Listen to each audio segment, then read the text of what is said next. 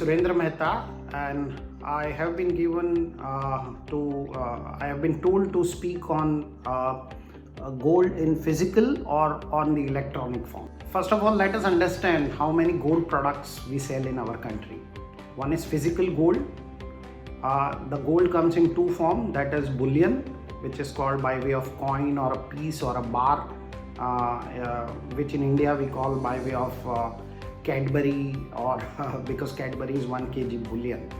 And second, it comes by way of jewelry. Now jewelry can be plain yellow jewelry, plain gold jewelry, or it can be a studded jewelry. Studded jewelry means jewelry which is filled with kundan, polki, pearls, diamonds. These are called the studded jewelry.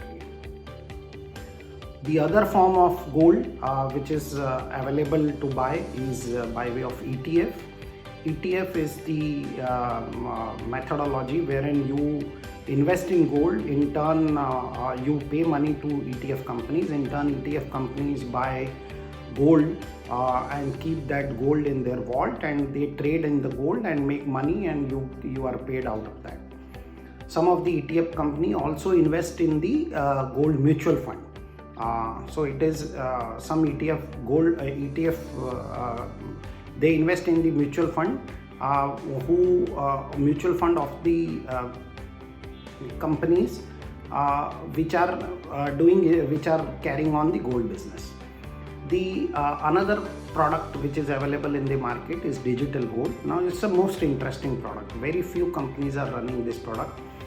Digital gold is the gold wherein you can invest even 1 rupee by way of gold, but you can only redeem when the total amount of money which you have paid becomes equivalent to 0.1 gram or 1 gram. Some of the companies do redemption at 0.1 gram. Some of the companies allow you to purchase digital gold or redeem digital gold when it turns out to be 1 gram. The other form of buying gold is sovereign gold bond. The most interesting product is the sovereign gold bond, but it is not backed by gold, but it is backed by sovereign guarantee of the government of India, wherein you get 2.5% return every month. At the end of maturity period of the sovereign gold bond, you are paid mark to market price. It does not include GST. There is no capital gain tax when it is redeemed. But if you sell it in between, then there is a capital gain tax. It is listed on the exchanges, and hence it is the product which is very popular in our country. But still, it has not taken very well because of India's passion for buying the physical gold. The physical gold demand in this country is about 700 to 800 tons every year. Plus there is approximately 300 tons of scrap gold which enters in the market. So overall we can say there is a demand of about 1000 tons in the market. But in last 5 years only 41 tons of sovereign gold bond could be sold by the government.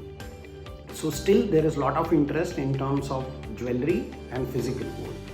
Out of the if I have to compare jewelry vis-a-vis bullion, then I would say about 70 to 75% of the people still buy jewelry, and about 25% of the people buy gold in the bullion form. Now the point of discussion here is whether gold in physical form or gold in the electronic form. I would say enjoy gold when you are spending money. Always go for a gold which is physical in form, because when you buy physical gold, you will always be able to encash it anytime you want. Secondly, it is not that you cannot encash on other products, but gold can be easily encashed overnight. The only risk which you are carrying in buying physical gold is its purity. So what I suggest everyone, whenever you want to buy gold, buy bullion of the LBMA accredited refiners or the refiners which are approved by Bureau of Indian Standards. The list is available on the BIS website, which are the refiners who are allowed to make gold in India, and so you can opt to buy that physical bullion through those refiners brand. That is the best possible option. When you are buying jewelry, you have to take care that there is a purity risk involved in the jewelry, though the purity risk is there in the bullion also, but when you are buying BIS standard gold, there is no purity risk. When you are comparing it with the electronic form of gold, the electronic form of gold comes by way of digital gold, it comes by way of sovereign gold bond, it comes by way of ETF. My request is, when you are paying money for the gold, always go for physical gold. It will make your household happy. Gold is an investment, and it is an expense also, in the sense that I would say it's an expense only to the extent of the making charges which you are paying. But when your household wears that jewelry, or when you wear this jewelry, it has its own advantage. It is being considered very auspicious in our country. Gold is used for gifting also, it is used in festival, it is used in pujas, it is used on all occasions which are very auspicious. So I would say always go for physical gold. Thank you.